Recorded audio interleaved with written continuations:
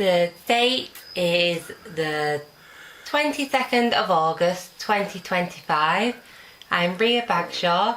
I am here with Jeff Brown at Lowry Court with his friend Jeff, who is also in the room, to record his oral history.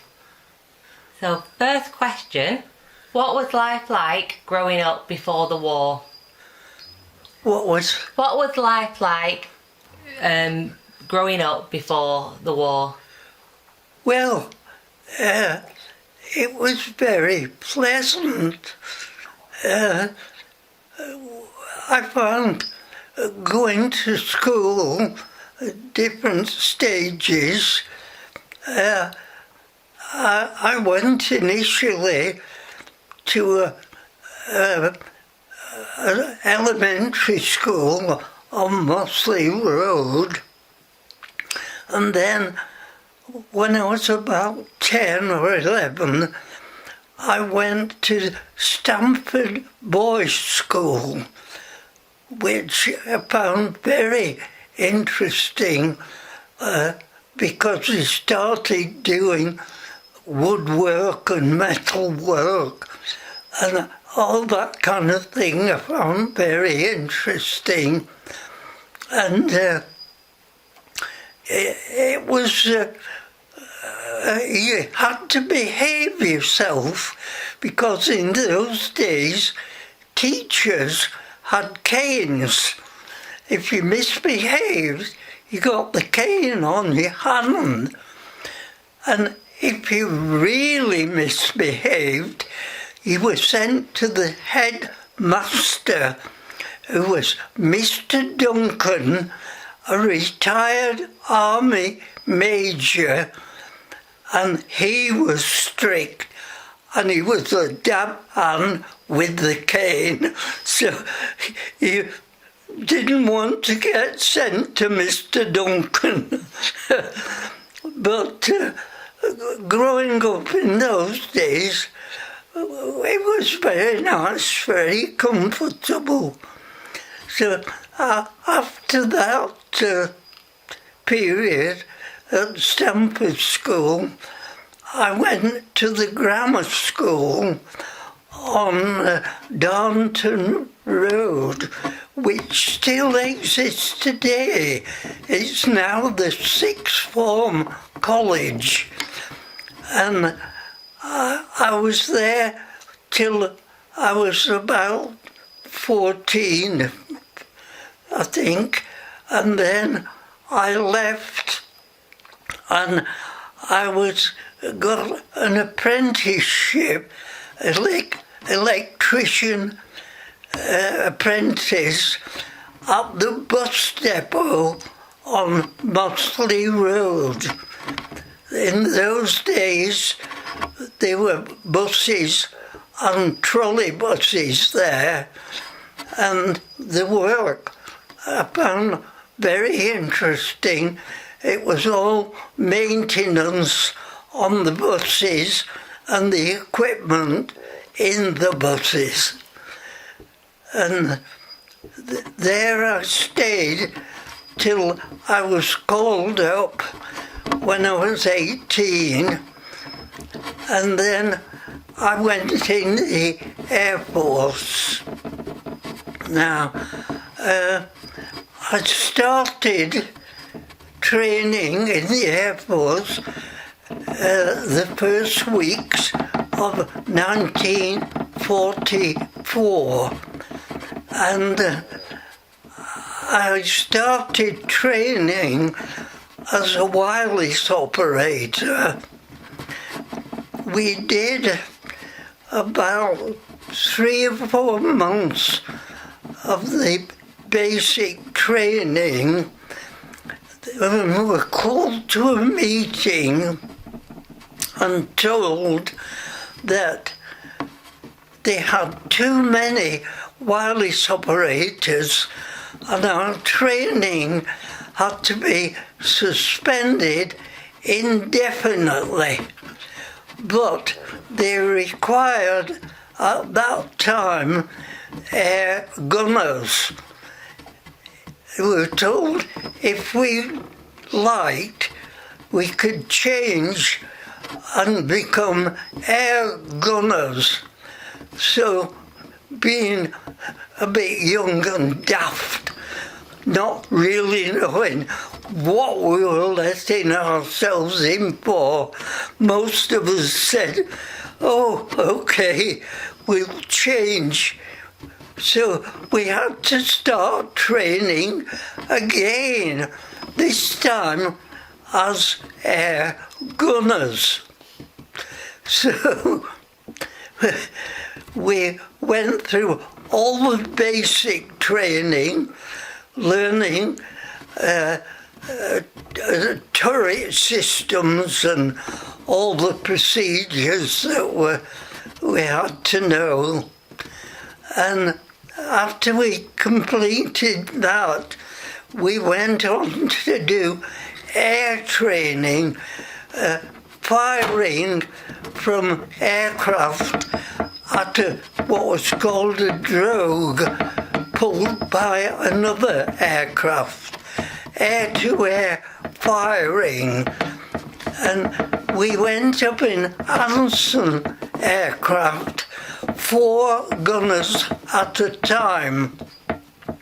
You were given a belt of ammunition of 300 bullets, and to identify them, the turret, the tips of the bullets were dipped in paint, so that if you hit the white canvas drogue that was being towed, it not only made a hole, but it left a colour smear.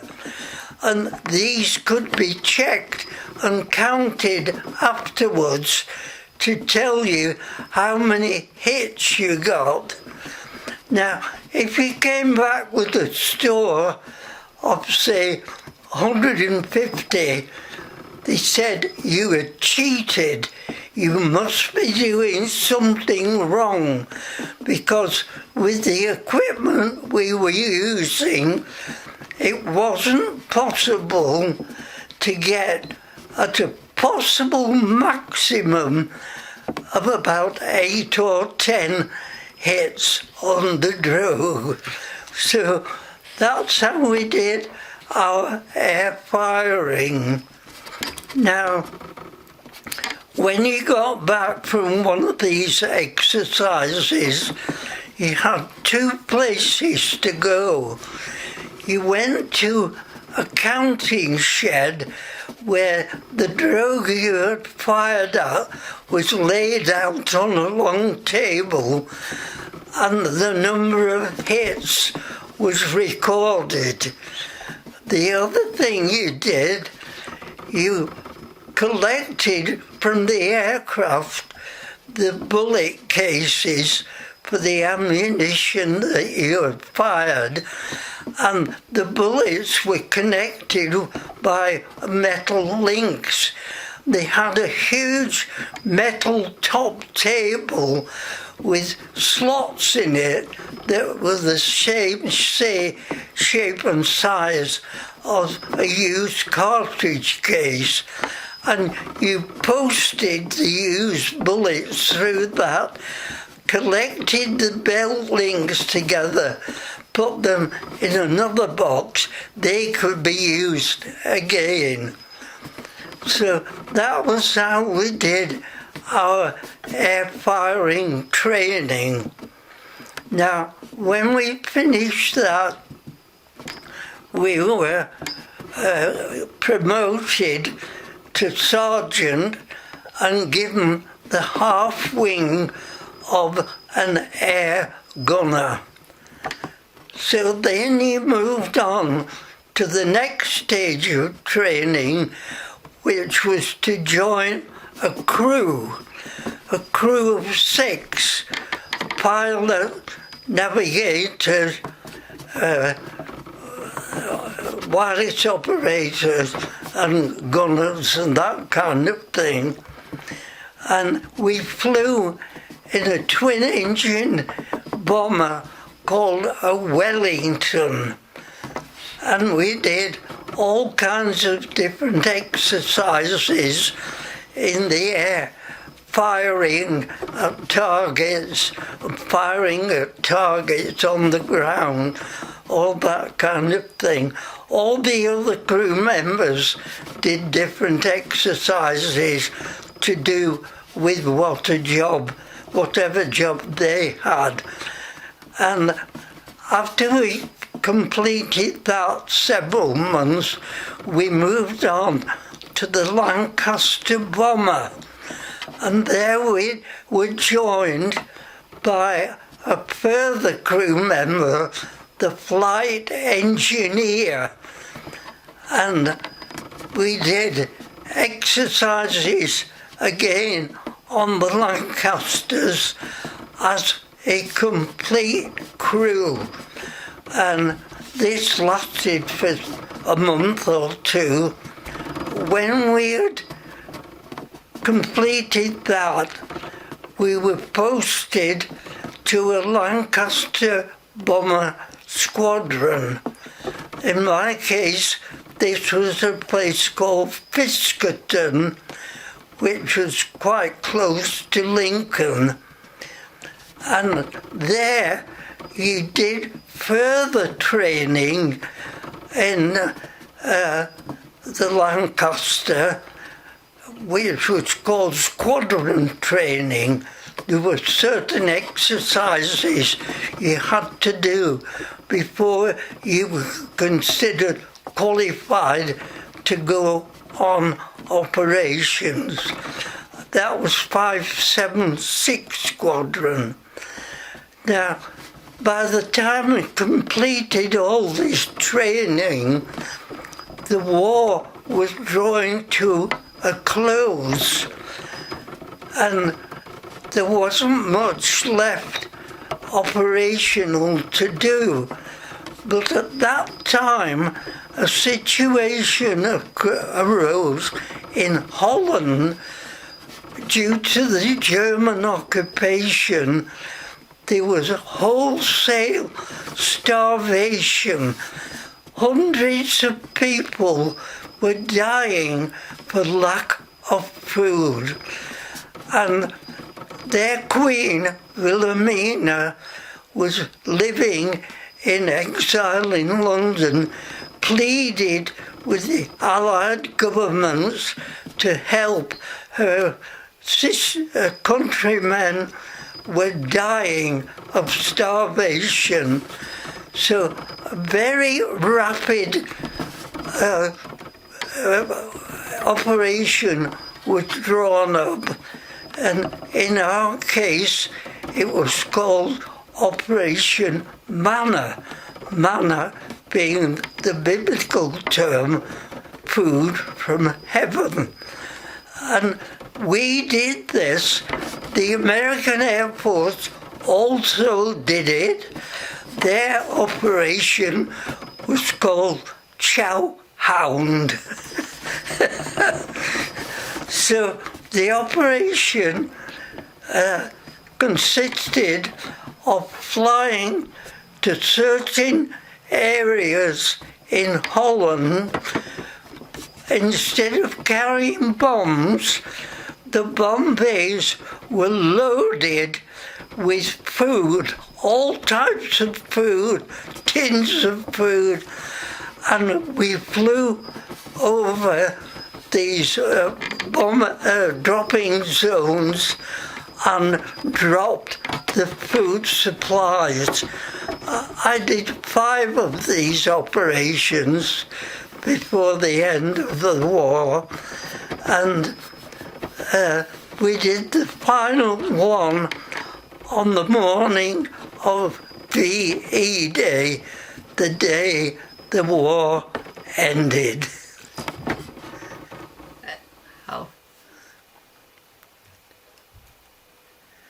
What was it like flying over Netherlands?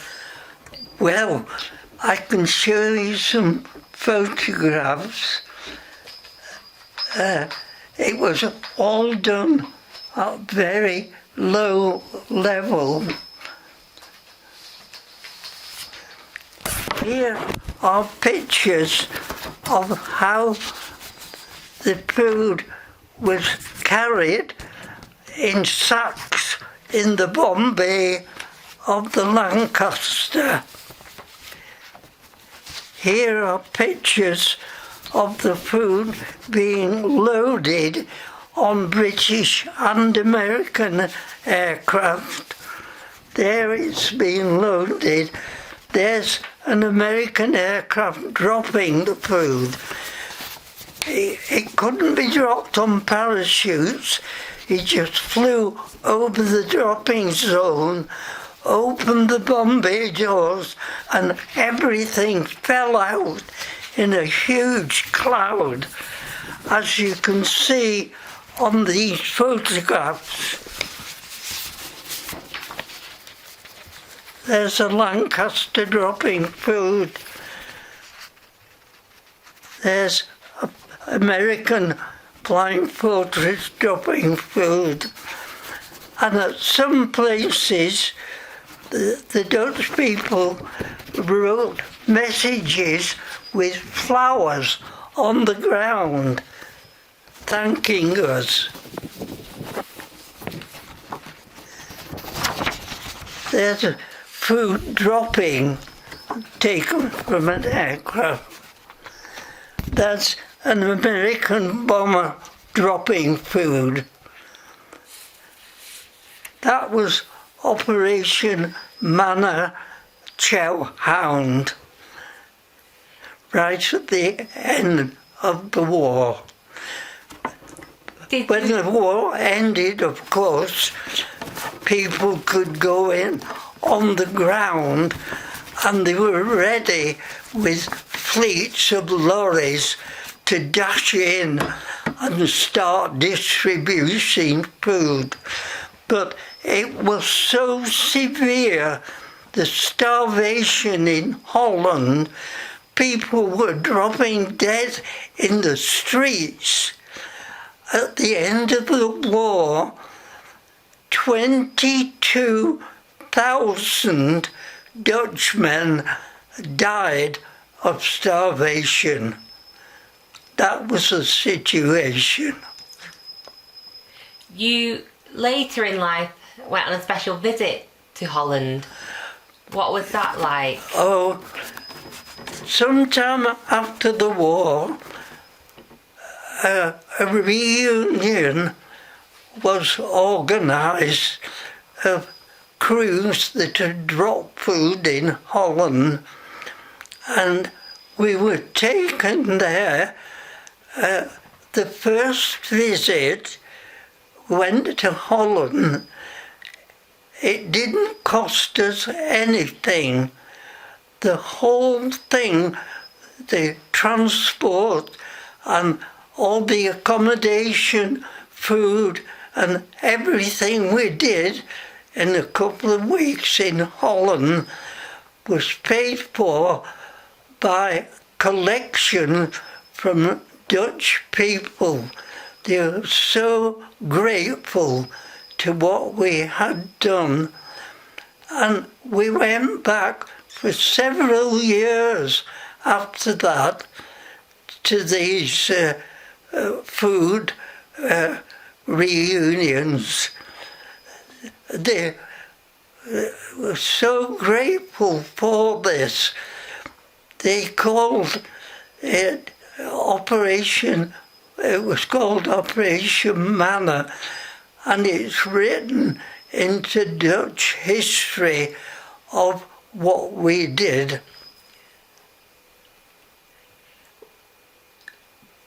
What inspired you to join the RAF? As a child, I was always interested in aeroplanes, and when I got a little bit older, I started building aeroplanes, both solid models and flying models. You could buy kits to build a flying model, and where we lived, well, just across some fields was the golf course in Ashton. So it was an ideal place, a big open area to fly these model planes. And that's where we used to go, me and the boy next door. We both built models, and we used to take them on the golf links and fly them until we got chased off by the golfers. So that's where my interest in aeroplanes started. And then when the war started, in about 1941, the government formed the Air Training Corps to train boys who were interested, a sort of pre-training before they were called up if they wanted to go in the Air Force. So I joined the Ashton Squadron, right at the beginning, and I did all kinds of training before I joined the Air Force. But it helped in a way that you used to a bit of military discipline and so on. But the actual training didn't really help when I started training, because I was being trained as a wireless operator, which was entirely different.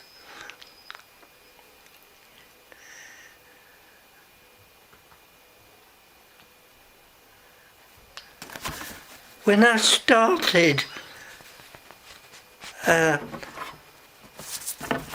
after the war, I was flying as an air gunner, and then when the days of the air gunner sort of came to an end with the introduction of jet aircraft that didn't have air gunners, I applied if I could retrain as a pilot, and after giving various tests I was accepted. But by then the Air Force had decided that all pilots and navigators had to be commissioned. They did away with the like wartime sergeant pilots. So I had to go through a 5-month officer school first to get my commission, which I did. And after I'd qualified, I was told that to start my flying training, I would do it in Canada. The Canadian government in the early 50s, as a contribution to NATO, agreed to train so many hundred pilots and navigators each year. So I was sent to Canada under this scheme, and I was there for the best part of a year. I learned to fly on these aircraft. That's called a Harvard. We did a training right through from beginning to end on that. There's a picture of the cockpit of the Harvard.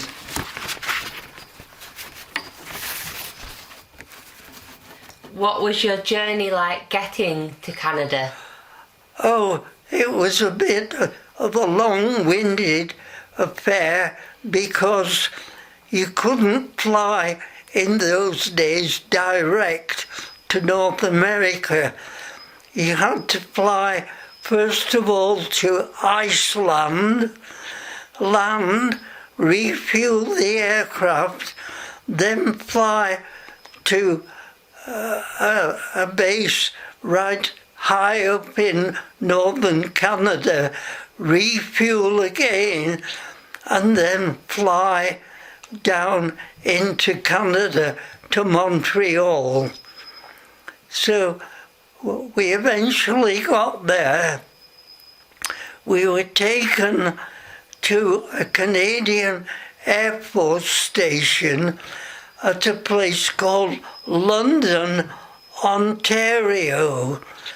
There we stayed for about 3 weeks, being introduced to Canadian way of doing things, which were similar to the RAF, but there were differences.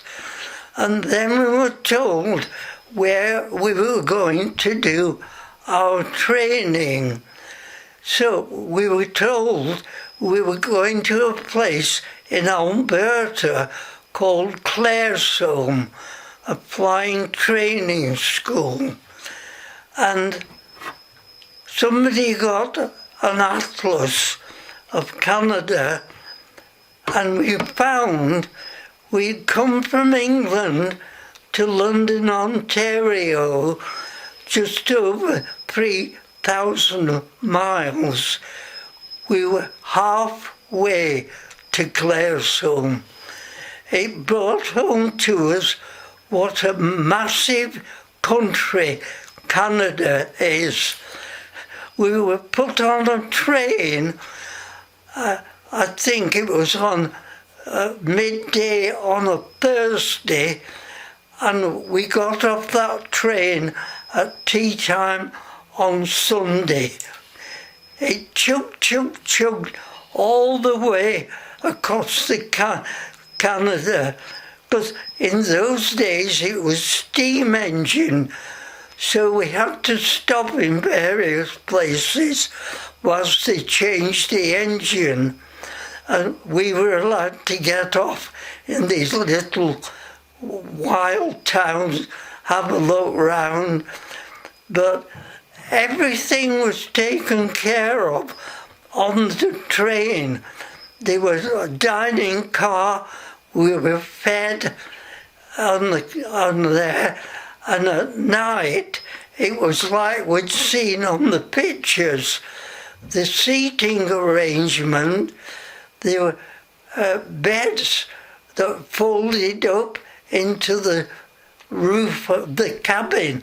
They were let down and made into beds, just as we'd seen on the pictures. So that's how we travelled to Canada, to where we did our training. What was the training like in Canada? Oh, the training was very good. We were made really at ease. I found the Canadian instructors were very good, very careful, and we were introduced to this piston engine aircraft called the Harvard, that picture, that yellow aeroplane.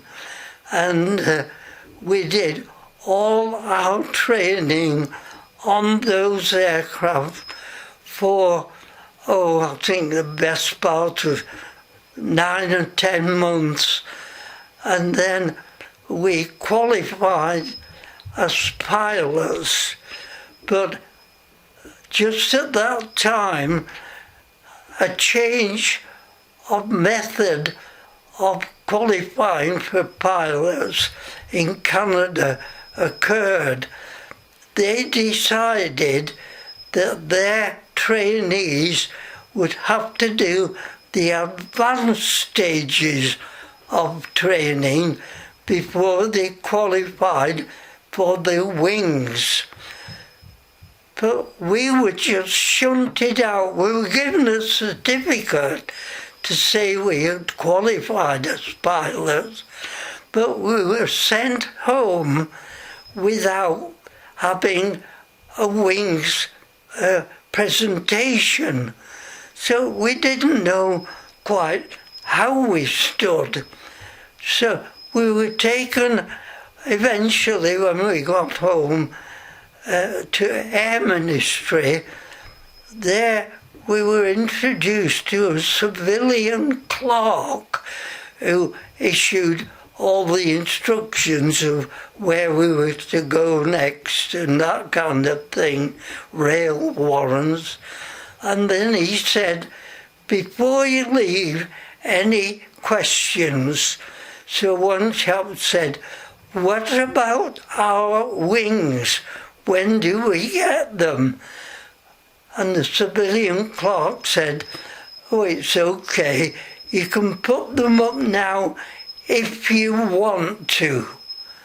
Shabby treatment after we'd done all that training, and we never got a wings presentation.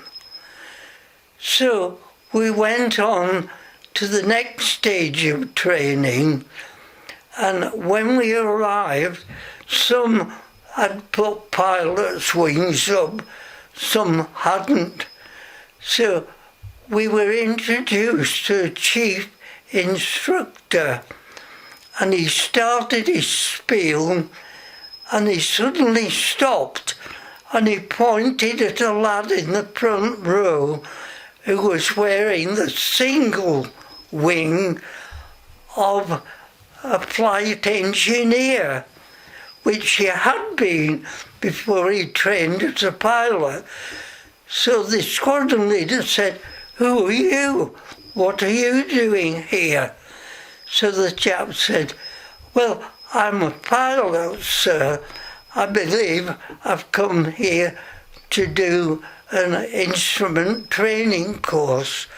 So the squadron leader said, if you are a pilot, why are you not wearing pilot's wings? So truthfully, the lad said, because, sir, I have never been officially presented with them. Now, this officer took no notice of that. He got quite angry, and he pointed at other people not wearing wings. He said, if you want to do this course, you better get some wings up pretty damn quick. And that goes for all you other people not wearing wings. That was the shabby treatment we had on the wings issue. So we did this further training to get an instrument flying qualification, and then we were posted to fly on these aircraft, a twin-engine jet fighter called a Meteor. These are photographs of meteors.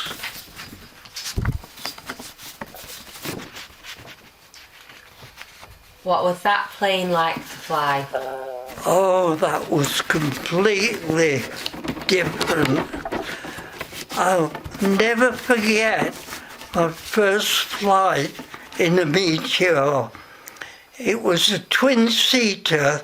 I sat at the front, instructor sat behind me.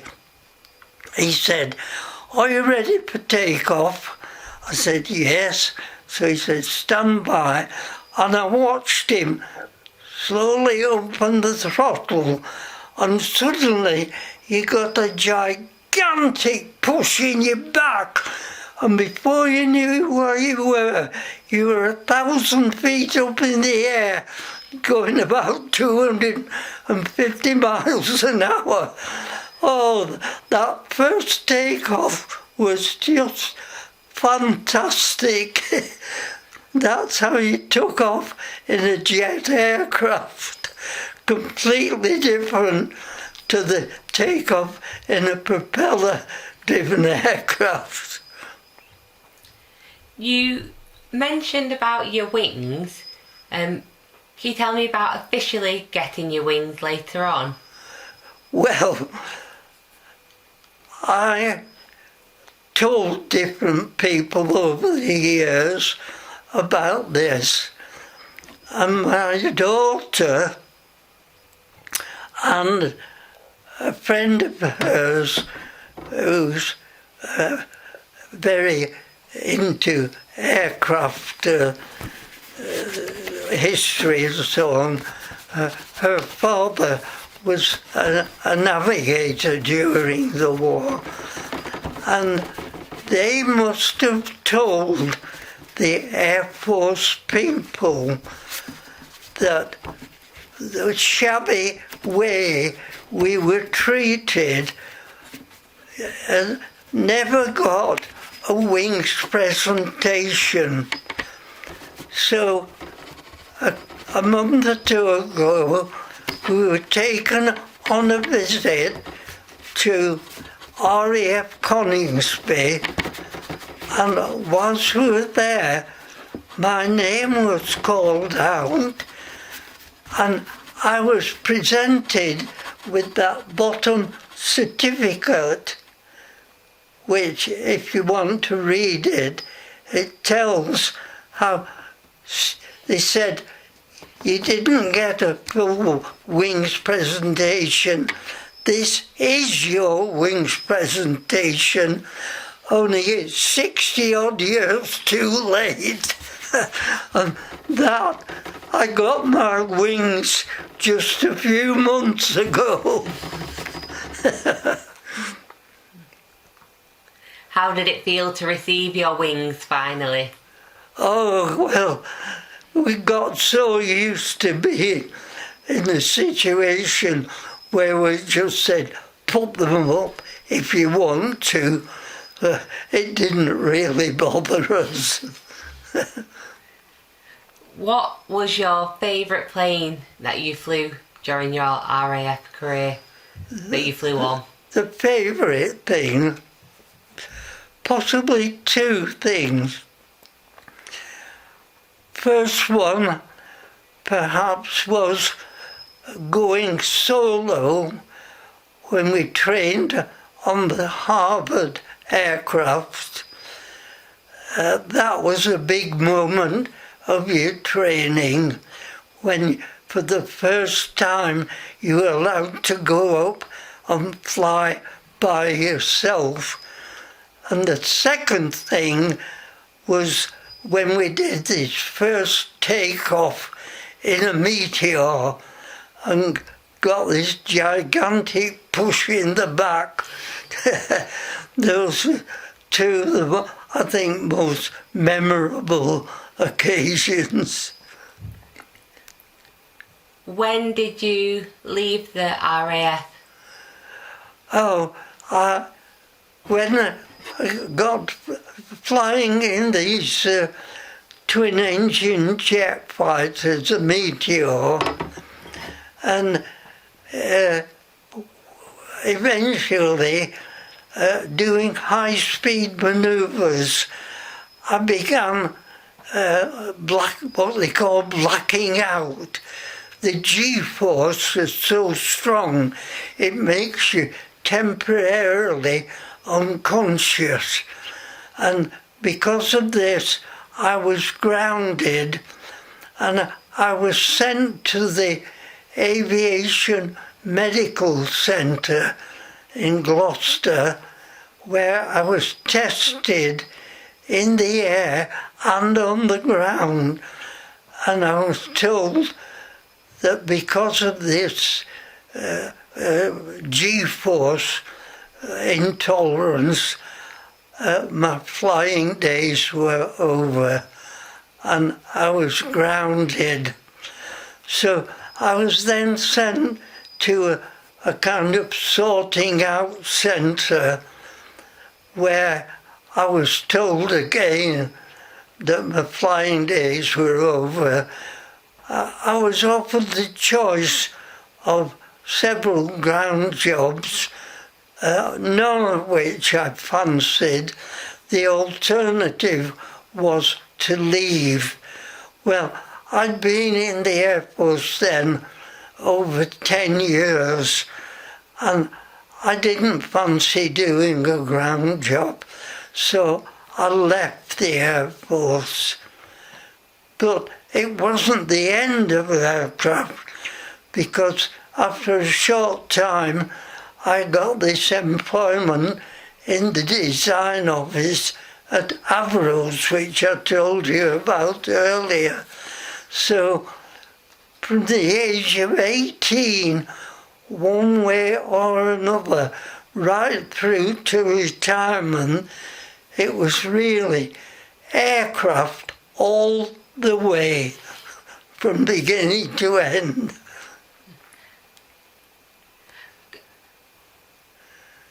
What was your role at Avro? What did you do at Avro?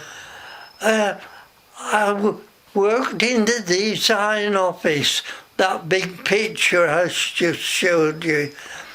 Now, the design office was divided into what we call sections.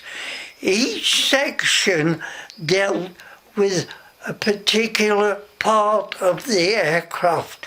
Some did structure, some did airfoils, some did engines, wings, all that kind of thing.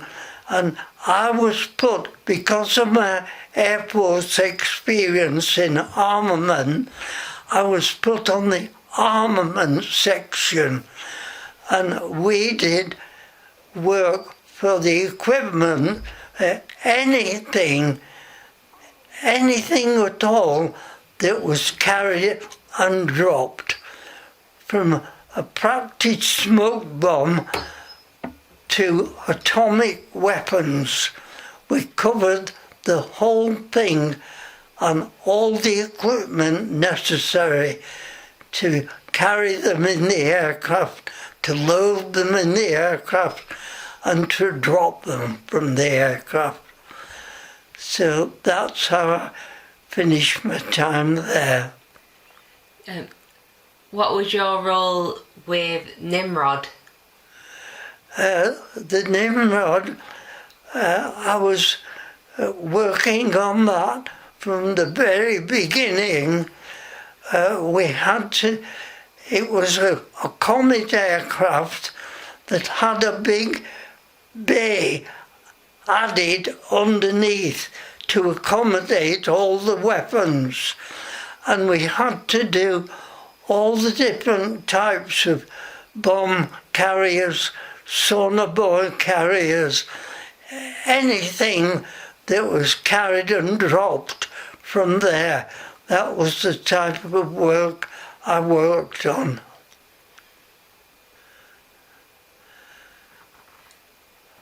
Can you tell me about when you met King Charles III?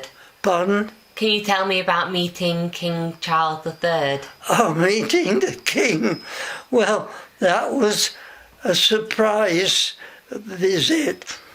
I was taken by my friends from Marvel to visit the Battle of Britain flight at RAF Coningsby. Now, we knew that when we got there, we were told that the King was coming, and we were in the hangar in front of the Lancaster bomber, seated at tables, there 8 or 10 at each table, and the King came in with his entourage from the left-hand side, and he came straight across to our table, and I was number one to be introduced to him. And people have asked me, oh, I should say, you were told how to address him. You had to say, "Good morning, Your Majesty." After that, you could call him Sir. But people have asked me since, what did he talk to you about? And you know, for the life of me, I cannot remember.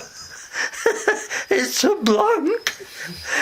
We just had a brief chat, and then he moved on to the next people and the next people. Looking back, what are you most proud of from your time in the RAF? Well, I think two things really. One, becoming an air gunner, and the other thing is becoming a pilot and flying jet aircraft. Oh, brilliant.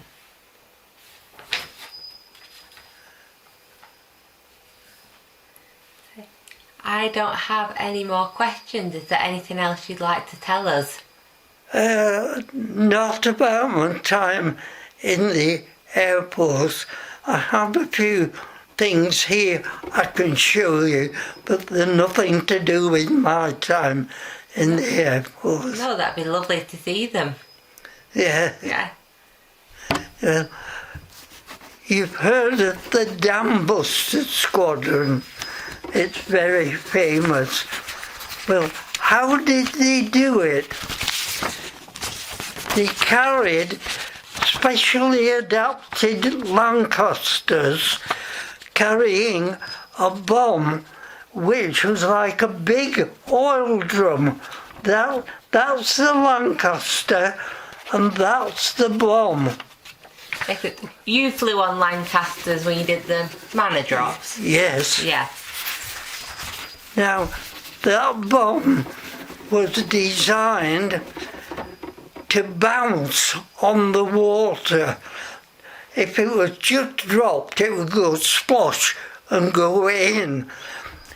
It was rotated by a mechanism before it was dropped from the aircraft.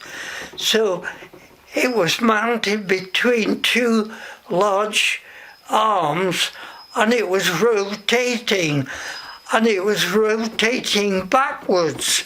So when it dropped, it hit the water, but it didn't go in, it bounced, because it was spinning.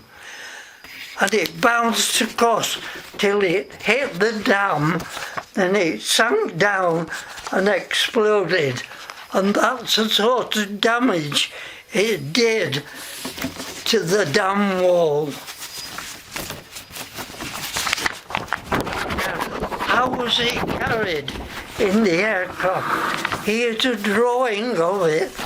This big oil drum size thing is the bouncing bomb, and this mechanism above was the carrier, and it had very strong spring-loaded springs at the side, so that when the signal was given for it to be dropped, the arms that were carrying opened up sideways and it dropped, and it was spinning, spinning, spinning. That's a bouncing bomb.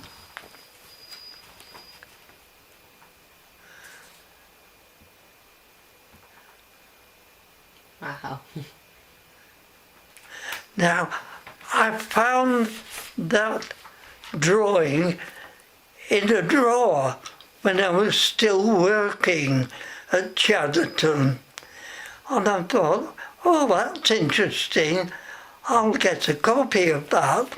So I got a print done and I took it home and I put it amongst my archives. This was in be about the late 50s.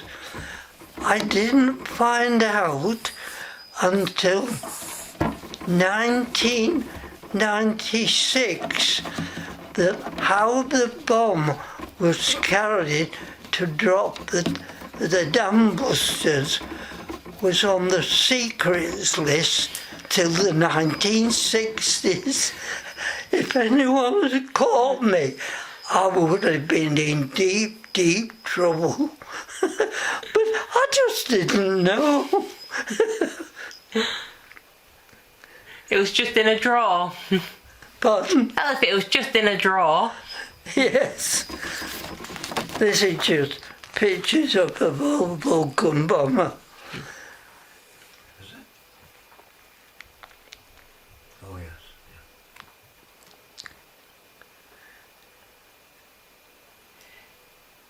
Were you sad when you had to leave the RAF? Pardon? Were you sad when you had to leave the RAF? Oh yes, I was. It all happened so suddenly. As soon as I was taken off flying, I was at one place, another place, another place. You finish, goodbye. You know, as quick as that. I was just amazed how quickly they sort of, you might say, got rid of you. As soon as you weren't useful to them, shall we say, they just say, go on your way. I was amazed how quickly it went. How did you get the job at Avro? I got it accidentally. I was walking up a road I was living with my parents in Hirehurst in Ashton. I was walking up a road one evening and I bumped into a former school friend of mine, and he started asking what I was doing. I said, I'm looking for a job. I've just left the Air Force. He said, I'm in a training scheme for the CWS administration work. That's the CWS, you know, the big building in Manchester. That's where he was being trained. He said, come into my house, I'll show you what I'm doing. So I went into his house and he showed me all this stuff that he was being trained on, and I thought, oh, how boring after the Air Force. All this time his father was sitting quietly there reading a newspaper. So his father said, have you got a job? I said, no, I'm looking for work. He said, have you tried our place? So I said, well, what is our place? He said, AV Row in Chadderton. I said, no, I didn't know that. So he gave me the address of the personnel officer, and I wrote in and I was invited to go for interviews. And when I got there, I thought this interview is not going very well. And I was told that they would let me know how I'd done. So a day or two later, I got a letter saying, thanks for coming for your interview, but we can't offer you anything. So I thought, oh, well. A little later, a couple of days later, I got a further letter from Avro asking me to go for an interview in the design office. They must have passed my information through. So I went. It was a Friday afternoon, and I took my logbooks and everything, showed them. I was interviewed by the chief draftsman and his assistant, and I told them the whole story of what I'd done in the Air Force, showed him the logbooks, and he said, "Have you tried, would you like to work in this place?" Well, I was in that big design office in a glass cabin at the side. He said, with a wave of his hand, "How would you like to work in this place?" I said, "Well, it looks very nice." And he said, "Excuse me a minute." He had a word with his sidekick. He came back to me, he said, "Are you free to work?" I said, "Yes, I'm unemployed at the moment." He said, "Well, we can offer you a job in here. When would you like to start?" Bear in mind, this is Friday afternoon. I said, "Well, any time." He said, "Monday morning, all right?" So I said, "Yes, fine." So I'm walking out. His assistant took me back to the employment office. And on the way, he said, "You're a lucky so-and-so." I said, "Why?" He said, "Do you know what he's put you down to start on?" I said, "No, he didn't say." He said, "Normally, people like you, we start them at a lower rate of salary." He said, "Because of your experience, he's put you down to start on full money." So that was how I began working at Avro's. How long did you work there for then? I worked in the design office at Chatterton for about 10 years. Then suddenly I was told that I was being moved to Woodford, to their design office. Well, my only transport I had was a bicycle. How on earth am I going to get to Woodford? It'd take me half a day to get there and another half a day to get back, going on the bus and the train. So I thought, I'm not going. So I went to work the following Monday morning and sat in my place, and I hadn't been there long before I was invited to go and speak to the people in charge. They said, why haven't you gone to Woodford? I said, for the simple reason I can't get to Woodford. Oh, well, we'll keep you in this office for the time being, so you can carry on with what you're doing. So I said, okay.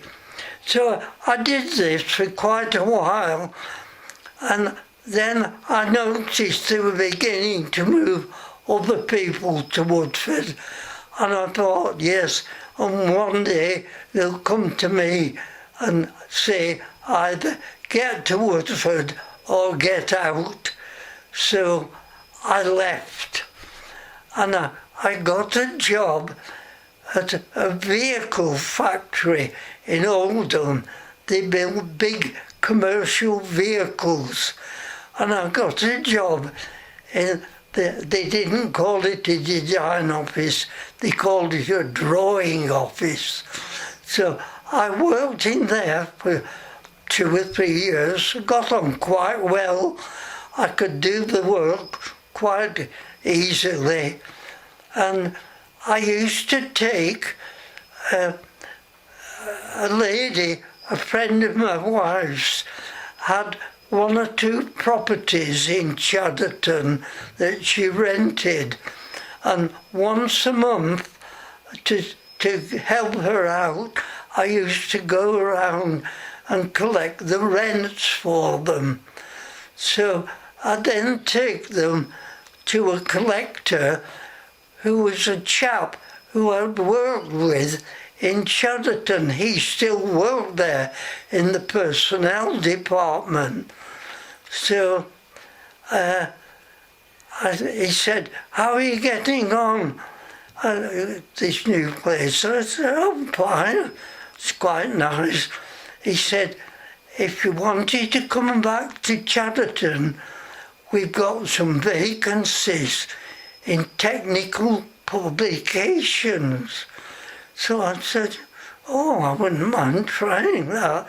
So I applied and I got the job, and I went back to Chadderton and I worked in technical publications, and I did that right through until I retired. Amazing. Yeah. I think that comes to the end of our interview. Yes. So, Well, I hope I've told you all that you might be interested in. no, thank you, Jeff. It's been very interesting. Yes. I know I don't want to interrupt. I think he's done very, very well. He's Very done an absolute Brilliantly. history. Yeah, absolutely. Yeah. Amazing. Well, Thank Jeff worked in the same department as me, the technical publications, didn't we, Jeff? Yes, that's how we knew each other. That's where we met. He wrote, when I started, as I come out of the Air Force, January 67, the Nimrod aircraft was in its prototype stage, and they were starting the air publications for that aircraft. And I was the first one to go to write, to do part of the aircraft servicing and maintenance manual, and Jeff was doing the repair manual for the Nimrod. So that's where we met in those early days. Yeah, and I worked 25 years for them. Yeah. Well, brilliant. Thank you. I'll end the recording.